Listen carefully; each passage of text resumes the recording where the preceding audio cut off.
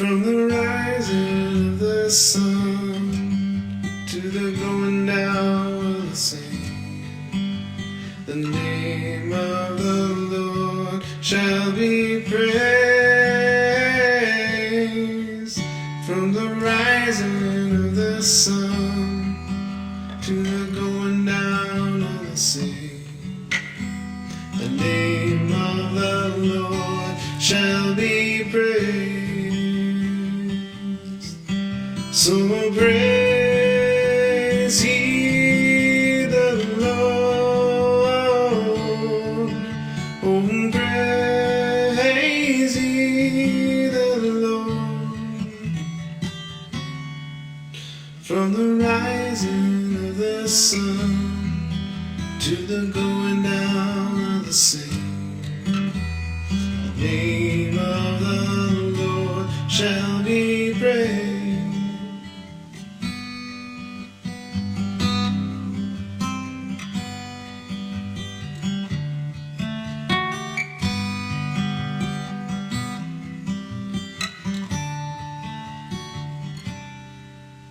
From the rising of the sun to the going down of the same, the name of the Lord shall be praised. To the rising of the sun to the going down of the same, the name of the Lord shall be praised. So praise ye the Lord. Oh, praise ye the Lord. From the rising of the sun to the going down of the same, the name of the Lord shall be praised. So praise ye the Lord. Oh, praise ye the Lord. From the rising of the sun to the going down of the same, the name of the Lord shall be praised.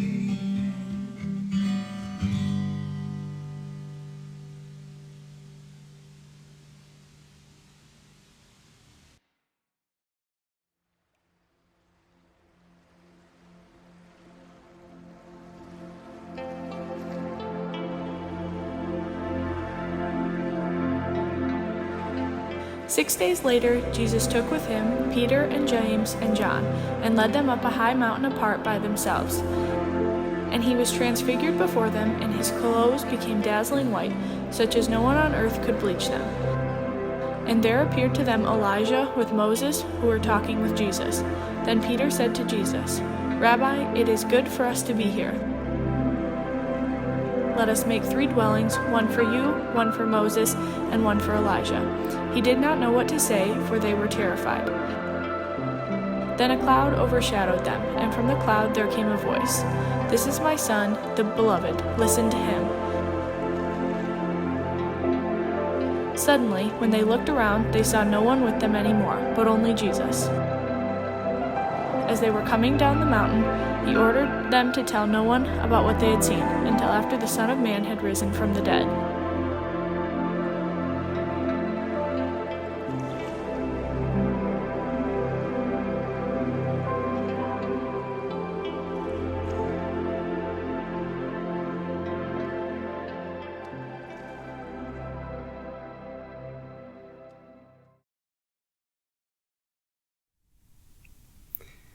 In 2014, I had the opportunity to get into a car with a bunch of students from the Wesley Foundation in Knoxville to drive to a patch of the Appalachian Trail where we would do some backpacking, some hiking, and some camping. It was at a beautiful vista called McAfee Knob, which is the most photographed spot on the Appalachian Trail. So we set up camp at the pig farm camp. I set up my Eno and camped out in that overnight. And then we got up before dawn the next morning to hike up to the top of the mountain to watch for the sunrise. And it was one of the most terrifying things to walk through the woods when it was pitch black outside. And we could hear the animals rustling. We could hear all kinds of sounds, but it was hard to know exactly where the trail was. And we tried to keep light to a minimum because we didn't want it to affect our night vision too much. We got to the top of the mountain on McAfee Knob and sat down on the rocks overlooking the area close to Blacksburg, Virginia. And it was so cloudy. It was one of those things where we didn't know if we were going to get to enjoy a sunrise or not. But just as the sun was about to rise, there was a break in the clouds and the dazzling colors of the sunrise came through. And it was one of those things where it just happened so gradually, but then all of a sudden there was this flash of color. It was amazing. And it was so moving to be up there at sunrise in this beautiful place. We didn't want to come down from there, but we knew that school beckoned, life beckoned. All the things that we had waiting for us below were still there waiting for us. But it was such a wonderful time to be able to get away from things for a bit and then to regroup and come back down. Jesus had just finished predicting his suffering, death, and resurrection in the Gospel of Mark. We've skipped ahead quite a bit from the last readings of a few weeks previous. It's sort of disorienting to get to this point, to be frank. But Jesus had predicted his suffering, death, and resurrection, and he had asked the disciples who people said that he was, and then asked them who they thought he was. And Peter had this big declaration, "You are the Christ, the Son of the living God." And then when Jesus made the prediction about his suffering, Peter took him aside and had some sharp words with him. So 6 days after that, Jesus took Peter, James, and John to the top of a mountain. Because Jesus had a habit of getting away from it all for a bit, to regroup, to pray, to have some alone time. It is important to have time to recharge. It's important to be able to regroup and plug back into the source of inspiration and strength and hope. Especially when there were so many people that were clamoring around Jesus and wanting healing and wanting words of wisdom, all the things that they were clamoring around him for. He needed that time to be able to regroup. A cliche statement is you can't pour from an empty cup, and there's a lot of truth in that. So Jesus took them up to the top of the mountain, and there they were, and all of a sudden Jesus became this dazzling figure that just completely terrified the disciples. They didn't know what to make of this. And then on top of that, there appeared with Jesus in conversation the appearance of Moses and Elijah. Moses, who had been in his own mountaintop experience, receiving the law from God. And when he came down, people made him wear a veil because he was so affected by his experience there, they couldn't bear to look at him. And Elijah also had his mountaintop experience where he had prayed to God there in the presence of the prophets of Baal and had a victory over those prophets of Baal to show that God is indeed present and God is indeed in control. So Jesus was there in the midst of all of this, and the dazzling brightness of his clothes and the strange appearance of these ghostly figures of Moses and Elijah. And in the midst of the terror, Peter, one to speak first, almost every opportunity he had, said, "Lord, it's good for us to be here. Why don't we build a house? One for you and one for Moses and one for Elijah." he didn't know what to say. He was just trying to fill the void and try to maybe comfort himself with his own voice. But then there was this fog that rolled in, this strange, dark murkiness that covered the mountain, and the voice of God spoke from that fog, saying, "This is my Son, the beloved. Listen to him." Very much like the voice that spoke right after Jesus came out of the water at his baptism. The voice at Jesus' baptism spoke to Jesus, saying, "You are my Son, the beloved." And now this voice is speaking to the disciples that are there with Jesus, saying, "This is my Son, the beloved. Listen to him." And then all of a sudden, Moses and Elijah were gone. Jesus' appearance was back to what they had recognized before, and this fog had dissipated. Everything was back to what was seemingly normal. And Jesus gave them some strong instructions that they weren't to talk about this until he was resurrected. Again, predicting the future that was before him. And he took them down the mountain to do the important work of healing and teaching and advocating and having those bold prophetic statements against powers that are oppressing. So the disciples learned along the way that it's important to get away. It's important to recharge. It's important to be able to plug back into your source. But then there's also the real work back down at ground level where the people live. The work of liberation. The work of freeing people from oppression. The work of healing and listening and being present. So what is it that we experience in our own mountaintop experiences? How do we encounter the holy in the midst of that cloud of unknowing, that fog that rolls in that's so hard to discern what's ahead? How does God speak to us in the midst of that? The last year plus a few months now have been quite the fog of disarray and difficult discernment times, trying to navigate a pandemic, political murkiness. Everything that's been going on has just made everything into a stew that's hard to discern what's what. How has God's voice been speaking to you in the midst of that? We're getting ready to enter the season of Lent. Wednesday is Ash Wednesday, and it's an opportunity for us to have sort of our own wilderness experience like Jesus did, to be able to listen for the voice of the Spirit, to seek the presence of God, and to figure out what our calling is for the days ahead.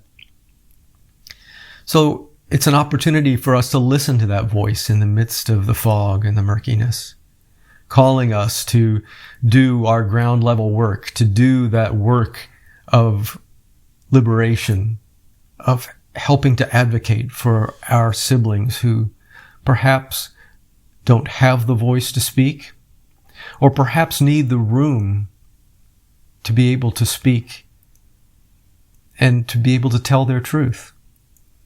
Perhaps it's a call for us to use our own voice. Perhaps it's a time for us to lay down our privilege, and so that we can amplify the voices of those who need to be heard the most. Mountaintop experiences, they're not to be underrated, but it's not a place where we can live all the time. Our next important work is with Jesus and the disciples in the chaos of everyday life, to work for liberation that happens at the level where people live. So I ask and invite you to take these next 40 days of Lent and to really examine where it is that you are called to be and how God is calling through the fog of life. That same kind of chaos, that same kind of dark fog that was at the creation, God spoke creation into being through that. And God continues to do those works of creation, even today, in the midst of all the uncertainty that we face. So let's be attentive to the voice of God, to truly listen, and to see what God is doing in our midst. Amen.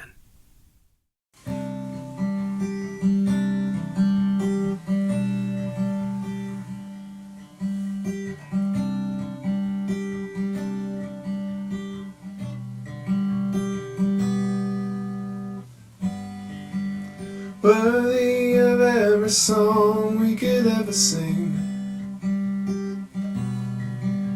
worthy of all the praise we could ever bring, worthy of every heart we could ever breathe.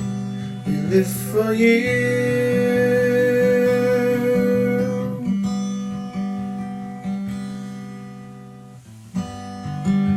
Jesus, the name above every other name. Jesus, the only one who could ever save. Worthy of every breath we could ever breathe. We live for you. We live for you. Holy, there is none like you. There is none beside you. Open up my eyes in wonder and show me who you are, and fill me with your heart and lead me in your love to those around me.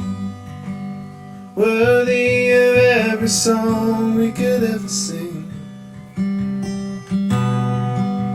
worthy of all the praise we could ever bring,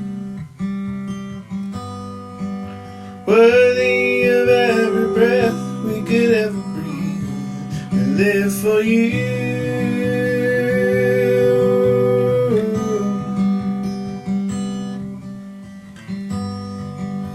Jesus, the name above every other name. Jesus, the only one who could ever save. Worthy of every breath we could ever breathe. We live for you. Oh, we live for you. And holy, there is no one like you. There is none beside you. Open up my eyes in wonder and show me who you are, and fill me with your heart and lead me in your love that those around me. I will build my life upon your love. It is a firm foundation. I will put my trust in you alone, and I will not be shaken, and I will build my life upon your love. It is a firm foundation, and I will put my life in you alone, and I will not be shaken. Worthy of every song we could ever sing, worthy of all the praise we could ever bring, worthy of every breath we could ever breathe. We live for you. We live for you.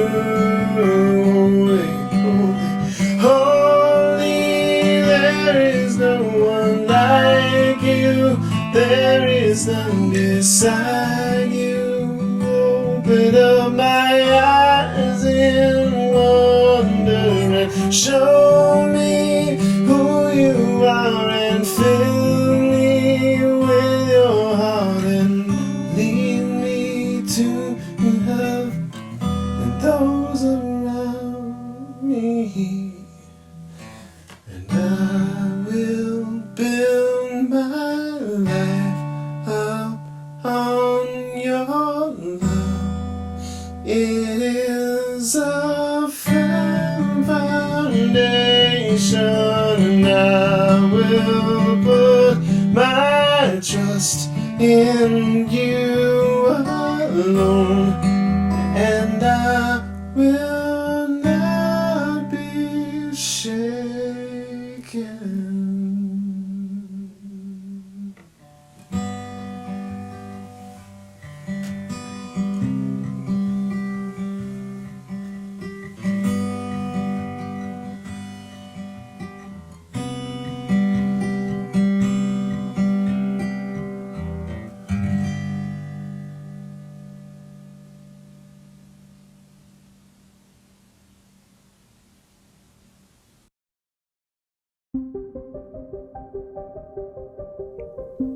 Dominance and control, violence and force.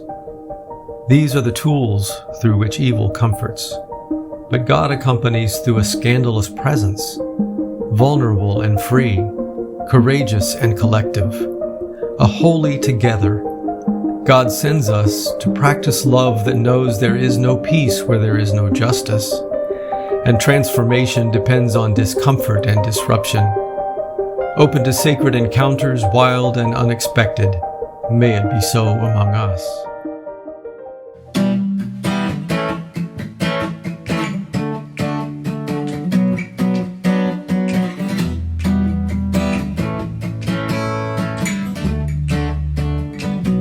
Go forth in goodness, for in Christ is good.